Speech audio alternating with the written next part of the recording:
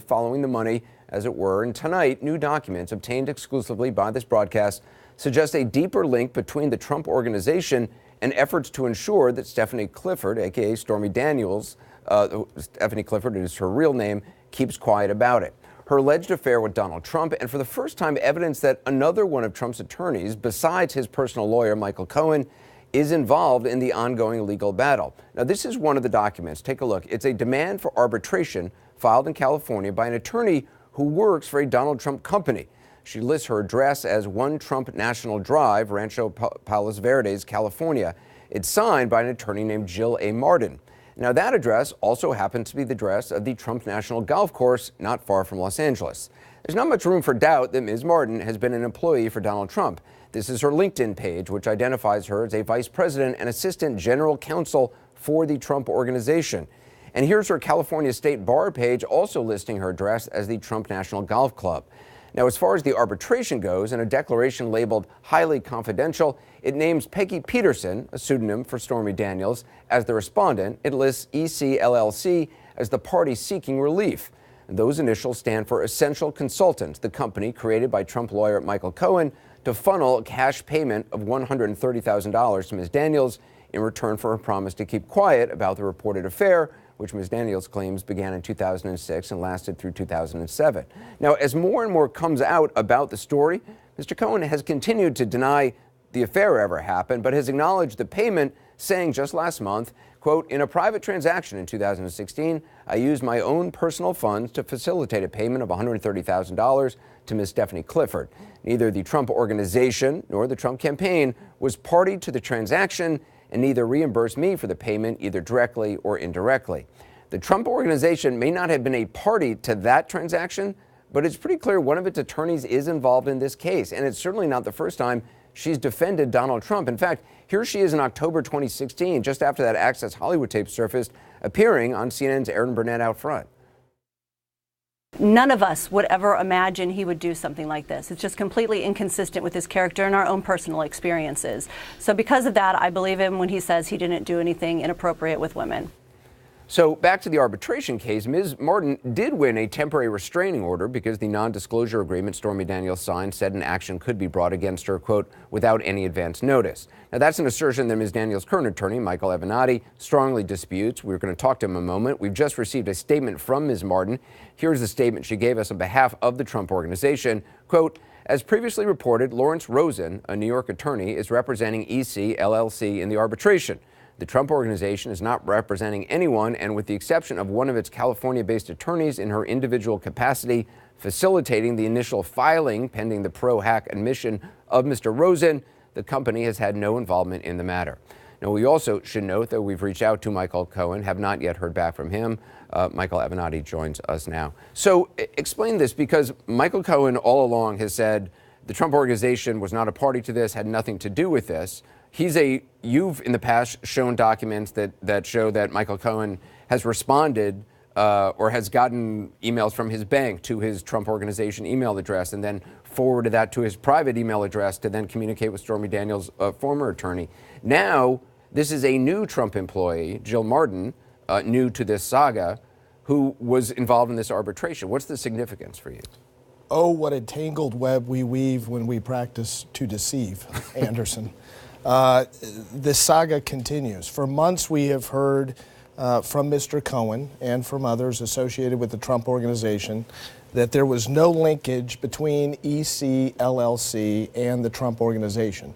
Mr. Cohen has maintained that he formed that LLC on his own, unbeknownst to Mr. Trump, unbeknownst to the Trump Organization, that he drafted the documents. And that he did it just out of loyalty to his friend Donald Trump. Correct. He expects the American people to believe that he spent all this time and energy, hours upon hours, doing all of this work, and the president never knew anything about it, and no one in the Trump Organization ever knew anything about it. We've already produced, and you've shown some of the documents on the show, the Trump Organization emails.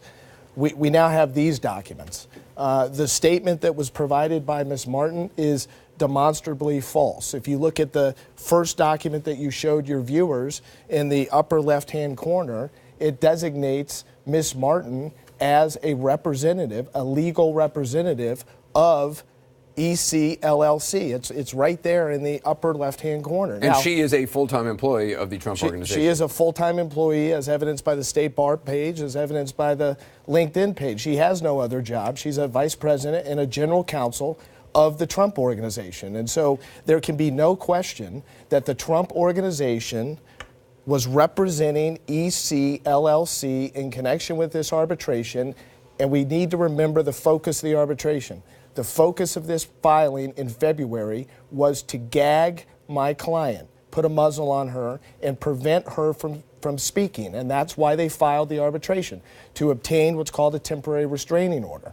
So this idea that there is a separation between EC/LLC and Donald Trump and the Trump organization is a complete and utter fiction. So, I mean, I do not understand why Michael Cohen, if he was acting in his own capacity as a private individual, not as a member of the Trump organization, didn't tell anybody in the Trump organization, why he would reach out to the general counsel of the Trump organization to get involved in this arbitration. Well, I mean, there's plenty of lawyers in L.A. he could have reached out to. Well, no, it's probably because there's only two lawyers in Los Angeles, myself and Miss Martin. Mm-hmm. It's a big city, but we only have two lawyers. Of course, I'm being facetious. Right. I mean, we have more lawyers than you can imagine. In fact, some might describe it as a nightmare we have so many lawyers in the city.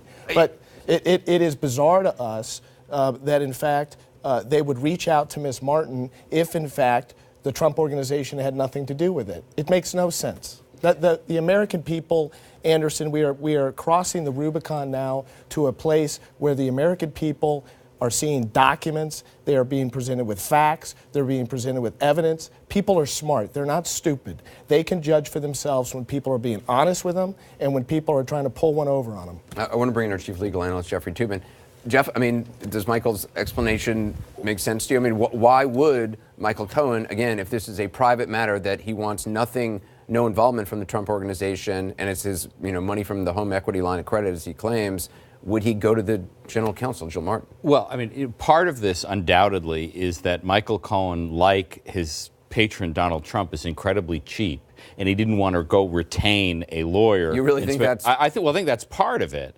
But the other part of it is this is a Trump enterprise to keep Stormy Daniels quiet. No doubt in your mind. I mean, it has to be. I mean, look, the other thing that's worth noting here, and I don't know if we've focused on it, there's a lot of, facts and figures coming up.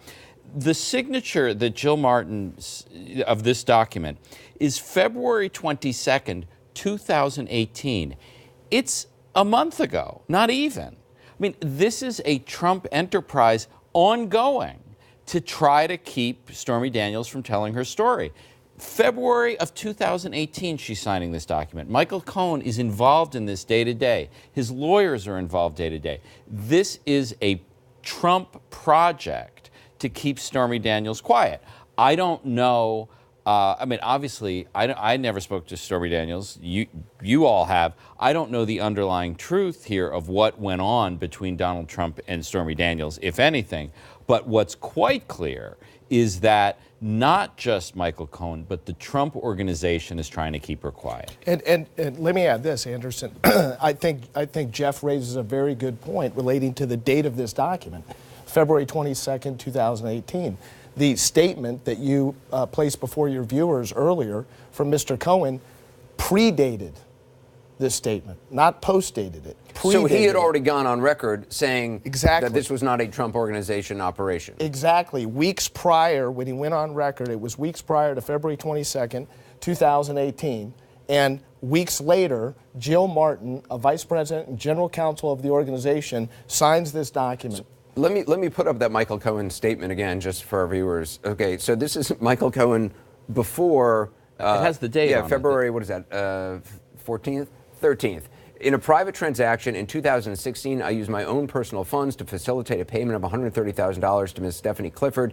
Neither the Trump organization, and then it continues, nor the Trump campaign was a party to the transaction with Ms. Clifford, and neither reimbursed me for the payment either directly or indirectly. So the whole notion that the Trump organization was not a party to whether it's to that or to this ongoing operation, certainly to the ongoing operation, you can't say the Trump organization is not a party. Not involved. Now, what I assume Jill Martin would say is, I wasn't really involved in the litigation. She uses the phrase pro hoc, which refers to the act of allowing an out-of-town lawyer to appear in your state. She will say, and that's implied in her statement, is that, well, I wasn't really involved in the litigation. I was just helping Mr. Rosen, the real lawyer, appear here because he's not a California lawyer. But that goes to the question of, out of all the lawyers in California to help you get your point across, why do you pick someone in the Trump organization unless this is a Trump organization initiative? I suppose Mr. Cohen could also say, and again, we reached out to him, have not heard back, that because he wanted this to remain confidential, that's why he reached out to somebody in the Trump organization. Would that make sense? Well, no, it wouldn't, because there's something called the attorney-client privilege, which mandates that attorneys that are licensed, that are serving clients, maintain the confidences of those clients.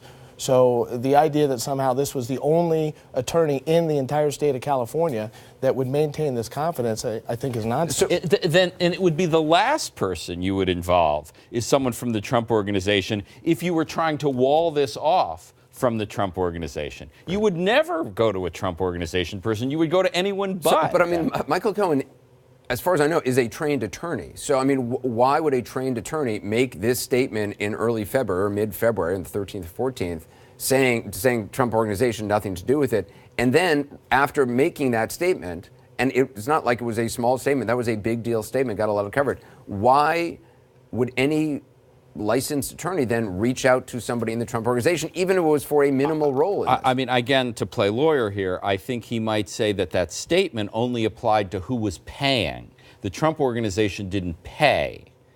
This statement, this is not an acknowledgement that the Trump organization actually paid any money. I mean, I'm trying to torture the words. But they are, but it is an example, according to both of you, that the Trump organization is involved in this ongoing effort. It certainly is. Anderson, for all intents and purposes, every piece of actual evidence, separate apart from what Mr. Cohen may try to tell the American people, every piece of actual evidence demonstrates that EC LLC equals the Trump organization / Donald Trump. That's what the evidence shows. That's what the emails show. That's what this document shows. That's what other documents show. It's that simple. There's no distinction. And the reason why anyone should care about these who these people are is the question is who paid this hush money and why. Why did Stormy Daniels get $130,000 on the eve of the election? Michael Cohen has been saying this was just me. The candidate Trump, the Trump organization had nothing to do with it. These documents, they don't prove, but they certainly suggest that the Trump organization has been intimately involved in the effort to keep Stormy Daniels quiet from the beginning. But you still don't know where the money came from, where the $130,000 came from. Michael Cohen says it's from his home and equity line of credit. Not yet, but thus far, when we have attempted to test the veracity of the statements of Michael Cohen, he's failed